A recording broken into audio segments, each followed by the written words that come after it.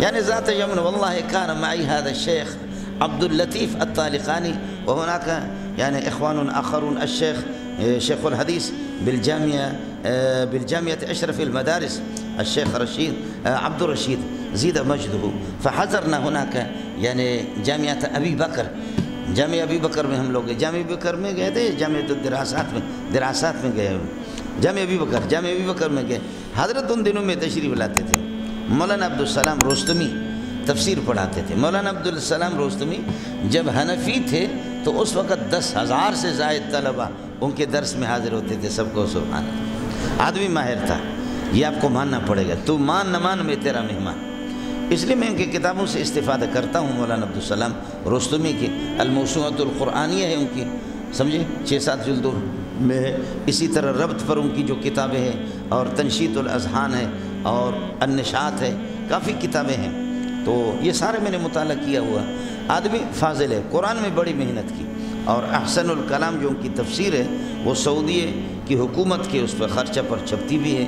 اور مولانا جب جاتے تھے مدینہ مکہ، ان کا خصوصی درس ہوتا تھا، عرب لوگ جو ہے نا ان کے درس میں عرب بڑے علماء اس کو بھی۔ اور پاکستان میں سوال ہوتا تھا سب سے بڑا عالم کون ہے، تو جواب دیا عبدالسلام، اس کو انعام ملا۔ سمجھ شریف میں ہے کہ نہیں؟ پاکستان میں سوال ہوا بچوں سے سب سے بڑا عالم کون ہے پاکستان میں، جواب کیا ملا؟ عبدالسلام۔ سمجھے؟ آپ تو لعنتیں بھیجیں، آپ کو اجازت ہے۔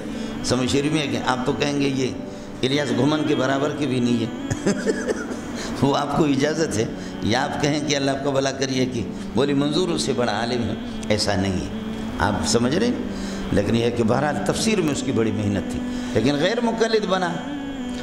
مقلد بنا تو پھر بہت دھڑام سے نیچے گر گیا۔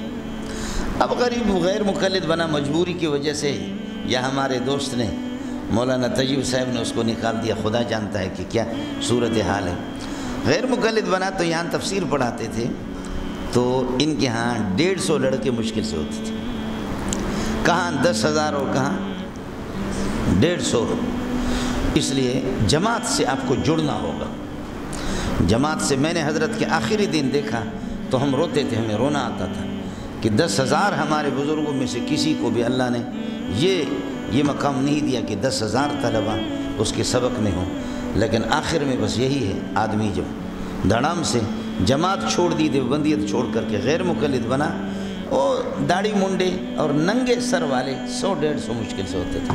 تو ہم لوگ وہاں گئے حضرت سے ملنے کے لیے، تو پڑھاتے تھے، ابھی اس وقت چھٹی تھی تو ان کے اساتذہ وغیرہ وہ آئے تھے، اب کمرے میں بیٹھے ہوئے تھے، ہم لوگ ملے تو وہاں غیر مقلدین حاضر ہو گئے، تو آپس میں وہ عربی بولتے ہیں، ان کو ماشاءاللہ بہت عربی آتی ہے، تو انہوں نے کہا یا سبحان اللہ ان هذه الكلمة يعني ترد كثيرا في الأحاديث بأبي ولكن هناك لفظ آخر بابا أنا أظن أن هذه الكلمة ليست من كلام العرب بابا بل العرب نقلوها يعني من العجمية إلى العربية، بابا تو عربی میں نہیں ہے۔ تو پھر میں نے تعلیل کر کے ان کو بتا دی، یہ نسائی کے حاشیے میں بھی آپ کو ملے گا، یہی تعلیل ہے جو میں نے آپ کو بتا دی۔ عرب کے ہاں یہ سارے سب کچھ غلط فہمی، چونکہ مرر تو بزیدن کا جن کو علم نہیں ہے تو پھر وہ اس کی تعلیل نہیں کر سکتے، جبکہ نبیوں کے ہاں مرر تو بزیدن کی بھی اجازت ہے۔ آپ کو سمجھ میں آئیں گے؟ تو میں نے کر کے ان کو دکھا دیا کہ یہ ہے، یہ کلام عربی ہے، با تفدیہ کے لیے، با اجارہ با تفدیہ ہے، اس کو آپ مفتو بھی پڑھ سکتے ہیں۔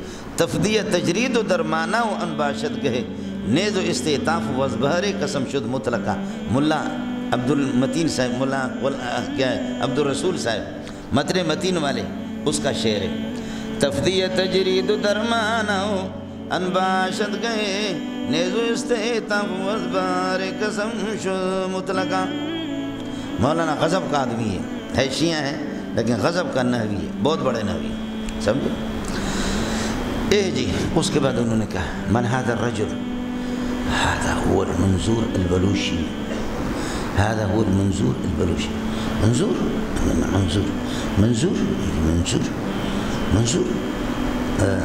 الذي يدرس في الجامعة الفاروقية، هذا هو المنظور سمجھتا۔ اس کے بعد بھی لمبی تفصیلات ہیں، سمجھ رہی ہیں کہ نہیں؟ پھر میرا انداز اس قسم کا ہے، مذاق میں ایسی بات کر دیتا ہوں، آدمی سمجھتا ہے مذاق ہے، لیکن میرا میزائل اس پہ برستا ہے۔ تو حضرت اقدس شیخ الحدیث دامت برکاتہم العالیہ بھی ساتھ تھے، تو مولانا عبدالسلام سے میں نے عرض کیا کہ حضرت امہات التفاسیر کیا ہے؟ سمجھے؟ 2.5-3 لاکھ تفسیروں میں امہات التفاسیر اصل تفسیریں کیا ہے؟ فرمایا کہ ابن کثیر ہے، تفسیر کبیر ہے، روح المعانی ہے، اور نصفی مدارک، یہ 4 تفسیریں۔ میں نے کہا حضرت اس میں سے 2 شافعی ہیں اور 2 حنفی ہے، اور شافعیت اور حنفیت تو مشرک ہے، آپ مسلمانوں کی تفسیریں بتاؤ۔ سمجھے؟ مسلمانوں کی تفسیریں بتاؤ۔ اب ظاہر ہے کہ ان کے مدرسے میں پڑھا رہا، اب اس وقت وہ بھی غیر مقلد بن گیا تھا، تو میں نے کہا کہ کبیر امام رازی رحمۃ اللہ علیہ وہ شافعی ہے، ابن کثیر شافعی ہے، یہ تو، اور شافعیت تقلید شخصی شرک ہے، یہ مشرکوں کی تفسیر ہے، اور مدارک حنفی ہے، روح المعانی حنفی ہے، یہ بھی دونوں مشرک ہیں، آپ مسلمانوں کی تفسیریں بتاؤ۔ اور پھر یہ علامہ نور شاہ کشمیری نے لکھا ہے، آپ کے اس میں ایجنڈے میں کیا ہے؟ سمجھ گیا کہ بندہ جو ہے نا غضب کا حملہ کر دیا اور دوسروں کے بھی منہ پہ لگا ہو۔ پھر دوسرا حملہ کیا، میں نے کہا حضرت جب کوئی حدیث ہو، بخاری میں، ترمذی میں، نسائی میں، کوئی بھی ایسا راوی نہیں ہے جس پر کسی نے جرح نہ کیا، سوائے عبداللہ ابن مبارک اور ابن معین کے، لیکن ابن معین پر بھی مجھے جرح مل گیا، وہ میں آپ کو بتاتا نہیں ہوں کہ کہاں پر۔ تو 2 آدمی پر جرح نہیں ہے، باقی سب پر جرح ہے۔ تو جب ہر حدیث میں جرح ہے، راوی پر جرح ہے، تو کیسے پتہ چلے گا کہ یہ حدیث صحیح ہے یا غلط ہے؟ بخاری بھی اس سے کوئی حدیث بچ بھی نہیں سکتی، مسلم شریف بھی۔ تو حضرت اقدس نے بڑا اچھا جواب دیا، فرمایا کہ اصول فقہ سے اس کا بہت زبردست چیز ہے، اصول فقہ سے، اگر اصول فقہ میں آدمی مضبوط ہے وہ فیصلہ کر سکتا ہے۔ میں نے کہا حضرت اصول فقہ میں اہل حدیث حضرات کی کوئی کتاب ہے؟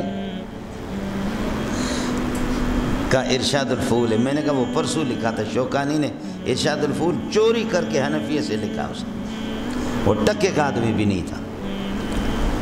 حضرت اقدس علامہ نور شاہ کشمیری فرماتے تھے انا اعلم بالشوکانی، میں شوکانی کی چالاکیوں کو جانتا ہوں، وہ کون ہوتا؟ حضرت خاموش ہو گئے۔ میں نے کہا یہ تو اس کی حیثیت بھی کچھ بھی نہیں ہے ارشاد الفول کی، آپ اردو سمجھتے ہیں؟ اس کے بعد غیر مقلد سمجھ گئے کہ ہمارے علاقے کے اندر یہ آدمی آ کر کے ہم پر حملہ کر رہا ہے۔ تو انہوں نے کہا کہ شیخ منظور، میں نے کہا نام سید یعیش تقول، ان کا جو مدیر تھا، انہوں نے کہا کہ هل لکم کتاب صحیحۃ فی العقائد؟ میں نے کہا نعم۔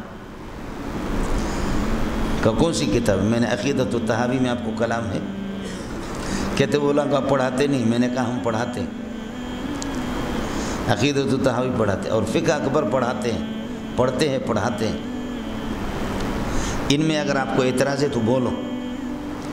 اب وہ کیا بولے گا؟ کہتے شرع قائد جو آپ لوگ پڑھتے ہیں۔ میں نے کہا شرع قائد ضال اور مضل ہے، عقائد سے اس کو خود بھی پتہ نہیں ہے۔ ہاں تنشیط ذہن کے لیے، تنشیط اذہان کے لیے ہم پڑھاتے ہیں بہت سی چیزیں اس میں، باقی بعض چیزیں اس کے متقدمین کے مطابق نہیں ہے، فلسفی چیزیں بہت سی اس نے داخل کی ہے، وہ تو صرف فلسفی اور منطقی دقائق کے لیے، ورنہ بہت سی چیزیں اس کی وہ نہیں ہیں۔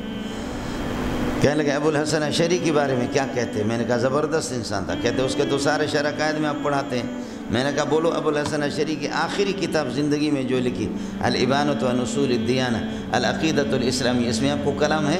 کہنے لگے، میں نے کہا اگر جرأت ہے بولو، ان کا کون سا عقیدہ غلط ہے؟ وہ تو سعودیہ سے بھی چھپتے ہیں۔ کہنے لگے نہیں ان میں کلام نہیں۔ میں نے کہا بات ختم ہو گئی، سمجھے؟ اس کے بعد کہنے لگے شیخ آپ ہمیں ٹائم دیں گے کہ ہم آپ سے تفصیلی گفتگو کر سکیں، یہ شاگردوں پر روب بٹھانے کے لیے۔ میں نے کہا بالکل ہے، آپ مجھے یہاں بلائیں یا جامع فاروقیہ آ جائیں، آپ کو کوئی قتل نہیں کرے گا، میں آپ کا میزبان بنوں گا، آپ آ جائیں۔ لیکن مجھے پتہ تھا نہ خنجر اٹھے گا نہ تلوار ان سے، یہ بازو میرے آزمائے ہوئی، سمجھ رہی ہے کہ پتہ تھا کہ یہ آئیں گے بھی نہیں۔ یہ بابا یاد آ گیا تو اس لیے خیال کر لینا مولوی صاحب۔